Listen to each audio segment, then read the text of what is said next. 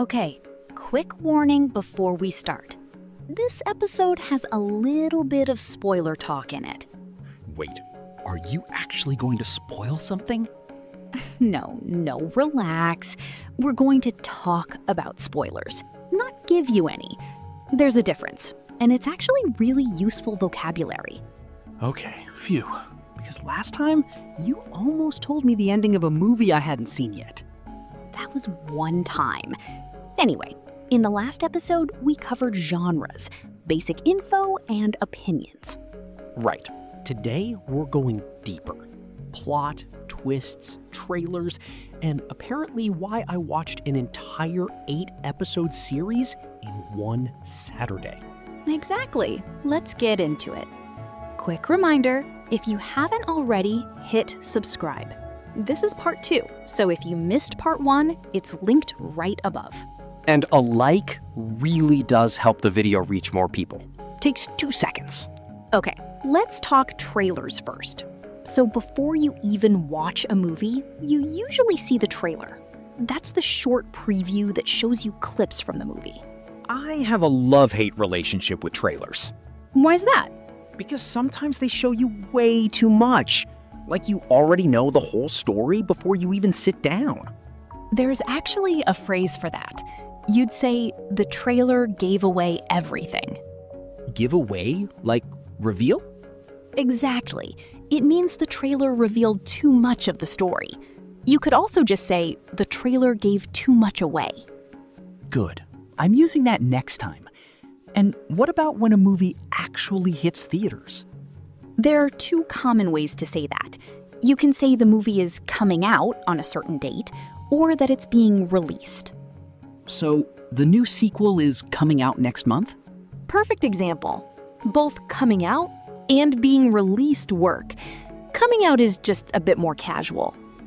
Okay, now let's talk about the actual story and how it's put together. The word for the story itself is plot. Right. So what's the plot means what happens in the movie. Exactly. And to talk about where or when the story happens, you can say it's set in a place, or that it takes place in a certain time or location. Those 2 sound almost the same. They are pretty much interchangeable, honestly. It's set in the 1920s and it takes place in the 1920s mean the same thing. Good! One less thing to worry about. What about the music in movies? That's called the score, and it specifically means the instrumental music, not songs with lyrics. Like the music that plays during a tense scene, even though nobody's singing. Exactly. That's the score.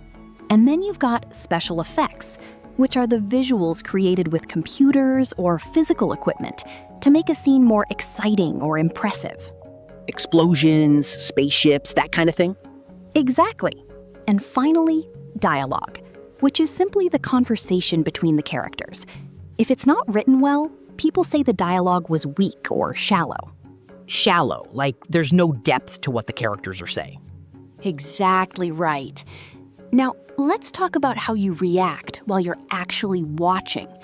If a movie is really tense and you're anxious to know what happens next, you say you are on the edge of your seat. I love that expression. It's so visual. You can literally picture someone leaning forward in their chair. Exactly. That's why it works so well. Another useful word is premise, which is the general idea or the central concept behind the story. So the premise is like the pitch, the one-sentence idea. Exactly. Something like, the premise is a group of strangers trapped in an elevator. Short and simple. That's the premise. What about when a movie is just confusing and you have no idea what's going on? Then you'd say you can't follow it. Follow here means to understand what's happening. That happened to me with a time travel movie once. I genuinely could not follow it. Time travel movies are famous for that, honestly. Okay, now the part I warned you about. A twist is a sudden, unexpected turn in the story. Like when you think you know what's happening and then everything changes. Exactly. A good twist genuinely surprises you. And if someone tells you what happens before you've watched it, that's called spoiling it, or giving a spoiler. Which is why people say spoiler alert before they talk about the ending. Exactly. It's basically a warning, so people know to look away if they haven't seen it yet. What if the twist doesn't actually make sense, though? Like, it's surprising, but it's also kind of illogical. Then we call that a plot hole. It's an inconsistency in the story that makes the plot not really hold together logically. Oh, I could talk about plot holes for hours. Some movies have so many. Tell us your favorite one in the comments, actually. What's a movie with a plot hole that bothered you way more than it probably should have? Oh, I have several. I'll pick my top one. Let's talk about Adaptations for a second, since we mentioned it's based on last episode. Oh, this is where people get really passionate.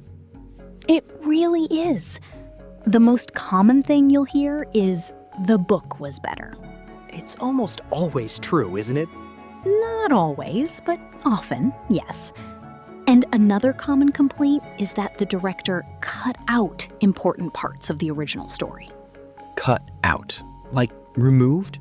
Exactly. So you might say, the movie cut out my favorite character, or they cut out a huge part of the ending. That phrase alone is going to start a lot of arguments in comment sections. It always does. Speaking of books versus movies, this is actually the perfect moment to mention our digital library. Right. So if you want to read the book before deciding if the movie ruined it or not. Exactly. It's got books organized by level, audiobooks, and Kindle editions, so you can actually build your vocabulary while reading something you enjoy. The link's in the description and pinned in the comments, same as always. And just a quick note, it is an affiliate link, so if you buy something through it, you're supporting the channel at no extra cost to you. We genuinely appreciate that, by the way. We really do. Okay, one more topic before we wrap up. Let's talk about how we actually watch things these days. Streaming just means watching content directly through the internet instead of buying a DVD or waiting for it on TV. Which is basically all of us now. Pretty much.